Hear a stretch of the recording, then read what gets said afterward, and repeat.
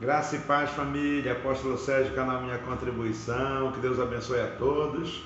A palavra de hoje está em Efésios 1, no versículo 20, diz assim: a qual ele, em Cristo, ressuscitando dentre os mortos e fazendo-se assentar à sua direita nos lugares celestiais. Ou seja, a qual ele exerceu em Cristo sentar nos lugares celestiais.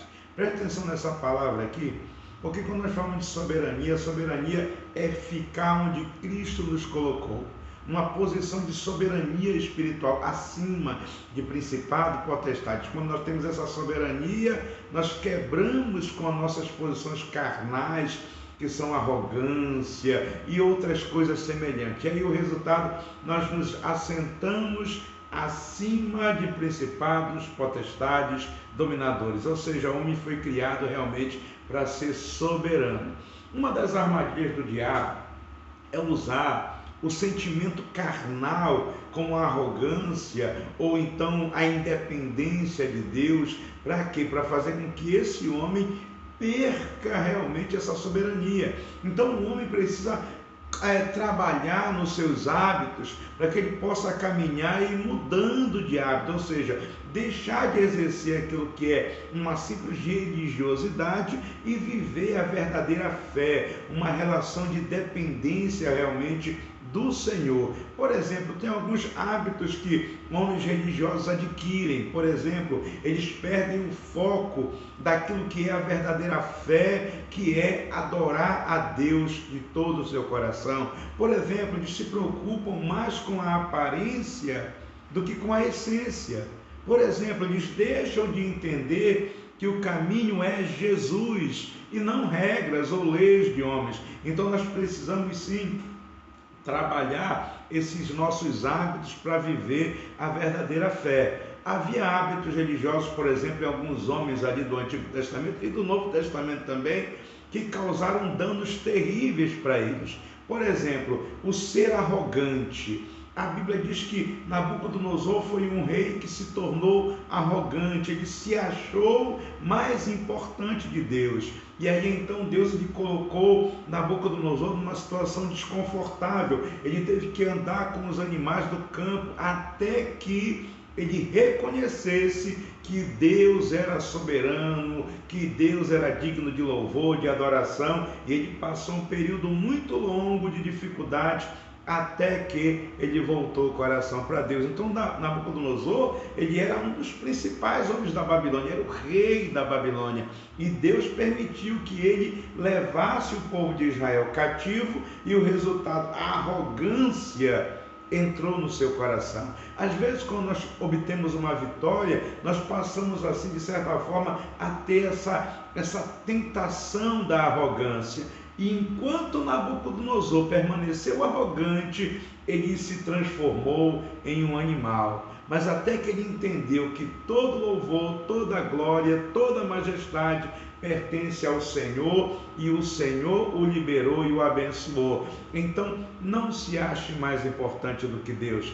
Ele está acima de todas as coisas. Uma outra coisa também que a religiosidade faz é desprezar as leis de Deus e se achar acima do bem e do mal, como aconteceu com o rei Uzias. O rei Uzias, em determinado momento ali, reinando, poderoso, grande, aí o que é que ele faz? Ele resolve ir queimar incenso. Só que queimar incenso era obra somente do sacerdote. E aí o sacerdote Azarias, com mais 80 sacerdotes, foram até ele e o repreenderam. E o resultado, imediatamente, a Bíblia diz que se manifestou uma lepra na testa do rei Uzias. Ou seja, a arrogância, ela é sim uma determinação maligna.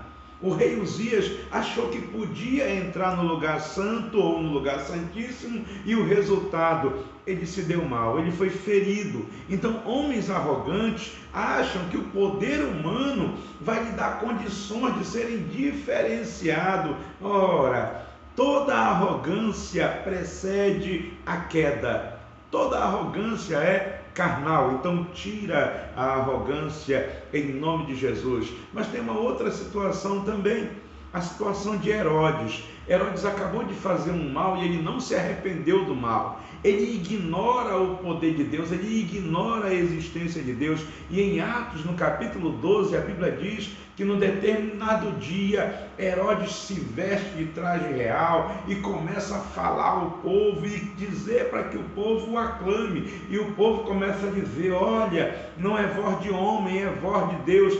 Naquele instante, a Bíblia diz que o anjo do Senhor veio e o feriu, ou seja, aquele momento ali foi terrível para Herodes. Por quê? Porque ele se deixou enganar, se deixou se manipular e viveu a arrogância, e o fim dele foi trágico. Então Herodes, ele servia aos deuses de Roma, dentro de Jerusalém, na terra santa, na terra do Deus Todo-Poderoso, ele incita o povo a chamá-lo de Deus.